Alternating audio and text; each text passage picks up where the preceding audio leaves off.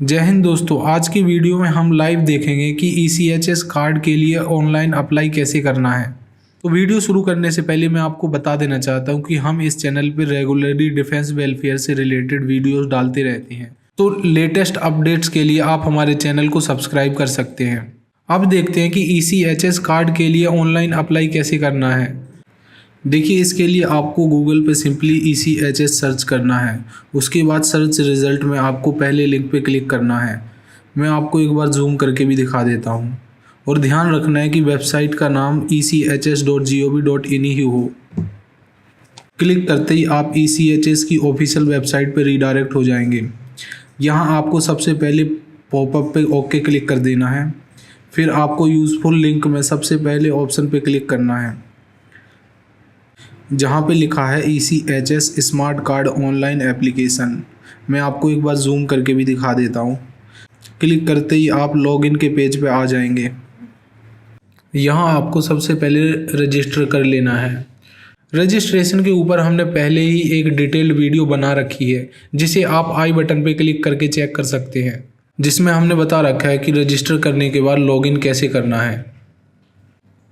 उसके बाद आपको लॉगिन के बटन पे क्लिक करना है, क्लिक टू लॉगिन, इस पर आपको क्लिक कर लेना है। उसके बाद आप इस पेज पे आ जाएंगे। यहाँ आपको फ़ोन नंबर डालना है जो आपने रजिस्ट्रेशन के टाइम पे डाला था।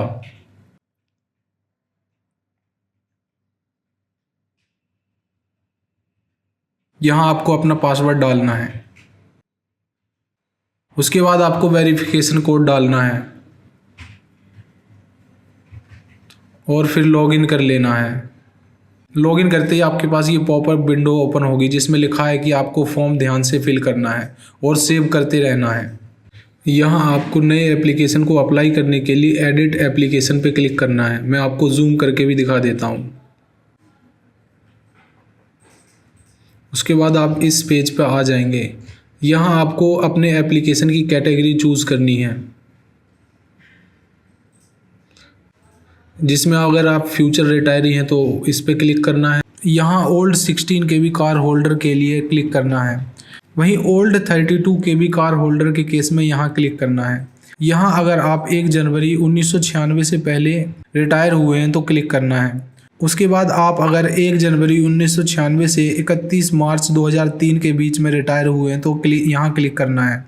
यहाँ टेम्परेरी स्लिप होल्डर के लिए क्लिक करना है। यहाँ सर्विस के दौरान डेथ के केस में क्लिक करना है। यहाँ अगर 32 KB कार्ड लॉस्ट हो गया है तो क्लिक करना है। यहाँ अगर आप अप्रैल 2003 के बाद रिटायर हुए हैं तो क्लिक करना है। उसके बाद 16 KB कार्ड अगर लॉस्ट हो गया है तो यहाँ क्लिक करना है। यहाँ मैरिटल डिस्कॉर्ड के केस में क्लिक करना है। यहाँ वर्ल्ड वॉर 2 के रिटायरी के केस में क्लिक करना है। यहाँ SSCO रिटायरी के केस में क्लिक करना है।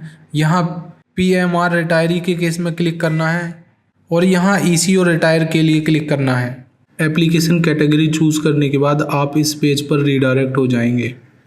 यहाँ आपको कुछ डिटेल्स पहले से ही फील्ड मिलेंगे, जिनको आपको चेक कर लेना है। अब आगे बढ़ने से पहले मैं आपको बताना चाहता हूँ कि अगर आप डिफेंस वेलफेयर से रिलेटेड किसी स्पेसिफिक टॉपिक पर वीडियो चाहते हैं तो आप हमें कमेंट बॉक्स में सजेस्ट कर सकते हैं। अब एप्लीकेशन फॉर्म की बात करें तो इसमें सबसे पहले आपको एक्स सर्विसमैन का नाम डालना है। यहाँ आपको एक्स सर्विसमैन का सर्विस नंबर डालना है प्रीफिक्स और सफिक्स के साथ।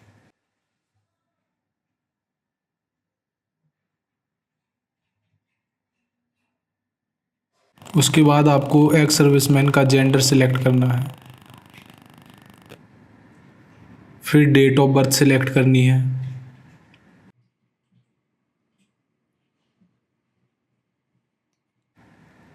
यहाँ सिलेक्ट करनी है सिटीजनशिप, जो पहले ही सिलेक्ट होगी। यहाँ यूनिट सिलेक्ट करनी है जिसमें वो लास्ट सर्व कर रहे थे। यहाँ पर डेट ऑफ कमीशन यानी कि ज्वाइनिंग डेट सिलेक्ट करनी है। यहाँ डेट ऑफ रिटायरमेंट या डेट ऑफ डिस्चार्ज सिलेक्ट करनी है। उसके बाद सर्विस सिलेक्ट करनी है कि एक्स सर्विसमैन नेवी में थे, आर्मी में या फिर एयरफोर्स। उसके बाद एक्स सर्विसमैन की कैटेगरी सिलेक्ट करनी है, जिसमें जेसीओ है तो जेसीओ सिलेक्ट करनी है, अदर रैंक है तो अदर रैंक सिलेक्ट करनी है। यहाँ एक सर्विसमैन की रैंक सेलेक्ट करनी है। अगर हवलदार है तो हवलदार सेलेक्ट करना है, ऑनररी हवलदार है तो ऑनररी हवलदार सेलेक्ट करना है। उसके बाद यहाँ एक सर्विसमैन का रिकॉर्ड ऑफिस सेलेक्ट कर लेना है।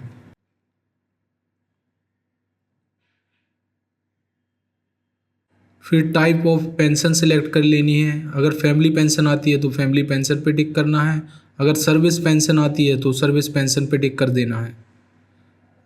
फिर एक्स सर्विसमैन का स्टेटस, अगर अलाइव हैं तो अलाइव सेलेक्ट करना है, अगर उनकी डेथ हो चुकी है तो डिसीज़ पे सिलेक्ट कर लेना है। उसके बाद अगर ECHS सब्सक्रिप्शन MRO के थ्रू पेड है तो यहाँ टिक कर देना है, नहीं तो इसको ऐसे ही छोड़ देना है। फिर PPO नंबर को डाल देना है। उसके बाद यहाँ प्राइमरी बेनिफिशियरी की डिटेल्स यानी कि एक्स सर्विसमैन की डिटेल्स फिल करनी है। यहाँ पर आपको पहले एक्स सर्विसमैन का थंब और उनकी फ़ोटो की स्कैन कॉपी अपलोड करनी है।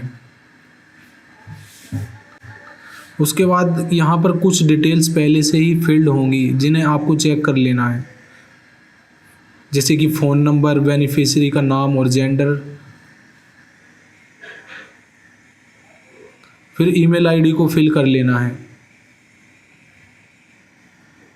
यहाँ अगर कोई डिसेबिलिटी है तो उसको सिलेक्ट कर लेना है, अगर नहीं है तो नॉट एप्लीकेबल पे सिलेक्ट कर लेना है। उसके बाद डेट ऑफ बर्थ जो कि पहले से ही सिलेक्टेड होगी, अगर मंथली इनकम है तो मंथली इनकम को सिलेक्ट कर लेना है।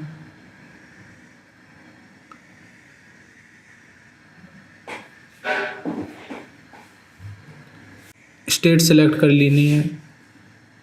फिर आधार का स्टेटस और उसके बाद आधार नंबर डालना है। अगर पैन कार्ड है तो पैन कार्ड की डिटेल्स फिल करनी है, जैसे पैन कार्ड का नंबर। अगर कोई लैंडलाइन नंबर है आपका तो लैंडलाइन नंबर डाल देना है। उसके बाद मैरिटल स्टेटस डालना है। फिर एक्स सर्विसमैन का ब्लड ग्रुप। उसके बाद अगर एक्स सर्विसमैन को किसी भी स्पेसिफिक ड्रग से एलर्जीज़ है तो वो सिलेक्ट करनी है।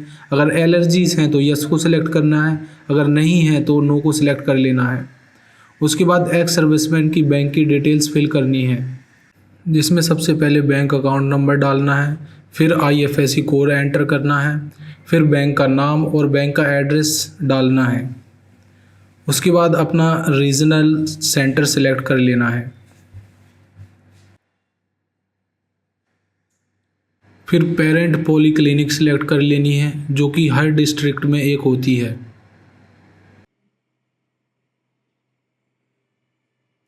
उसके बाद आपको स्टेशन हेडक्वार्टर सेलेक्ट कर लेना है। फिर एक्स सर्विसमैन का परमानेंट एड्रेस डाल देना है। उसके बाद यहाँ डिस्ट्रिक्ट सेलेक्ट कर लेनी है। फिर अगर तहसील है तो तहसील सेलेक्ट कर लेनी है। उसके बाद एरिया का पिन कोड।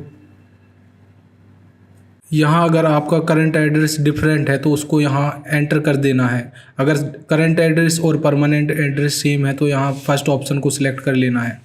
उसके बाद हमें डिपेंडेंट ऐड करनी है।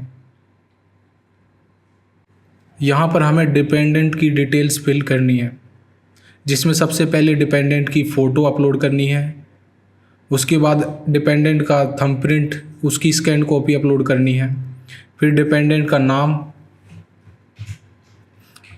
यदि डिपेंडेंट को कोई डिसेबिलिटी है तो उसको सिलेक्ट कर लेना है, अगर डिसेबिलिटी नहीं है तो नॉट एप्लीकेबल को सिलेक्ट कर लेना है। उसके बाद डिफेंस पर्सनल और डिपेंडेंट का रिलेशनशिप सिलेक्ट कर लेना है। अगर डॉटर है तो डॉटर, सन है तो सन, या स्पाउस है तो स्पाउस को सिलेक्ट कर लेना है।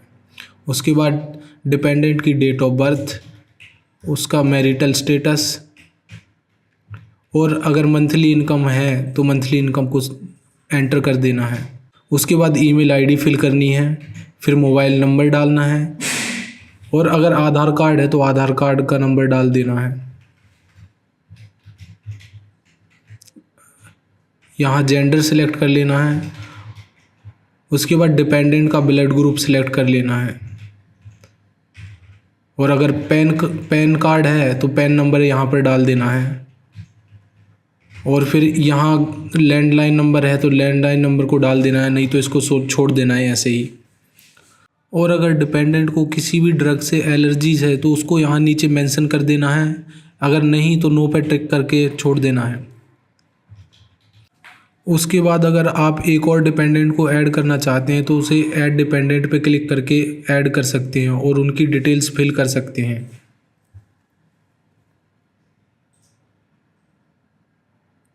उसके बाद अटैचमेंट डॉक्यूमेंट्स में एक्स सर्विसमैन का पीपीओ नंबर डालना है यहाँ पर। उसके बाद पीपीओ की स्कैन कॉपी यहाँ क्लिक करके अपलोड कर देनी है।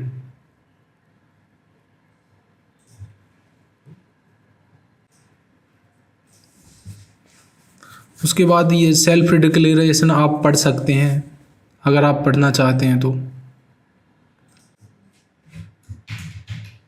और वेरिफिकेशन में यहाँ आप इनको पढ़ने के बाद एग्री पर टिक करके आप डिटेल्स को सेव कर सकते हैं।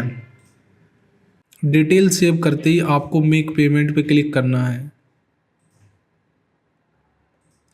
क्लिक करते ही आप पेमेंट गेटवे पर रीडायरेक्ट हो जाएंगे, जहां आप यूपीआई, पेटीएम और इंटरनेट बैंकिंग के थ्रू ये पेमेंट पे कर सकते हैं। पे करते ही आपका एप्लीकेशन फॉर्म ऑनलाइन सबमिट हो जाएगा। एप्लीकेशन सबमिट होने के बाद आप उसका स्टेटस यहाँ पर चेक कर पाएंगे। तो ये थी डिटेल्ड वीडियो ECHS कार्ड के लिए ऑनलाइन अप्लाई कैसे करें। अगर आपको इस वीडियो में दी गई जानकारी अच्छी लगी हो तो please like, share and subscribe. जय हिंद।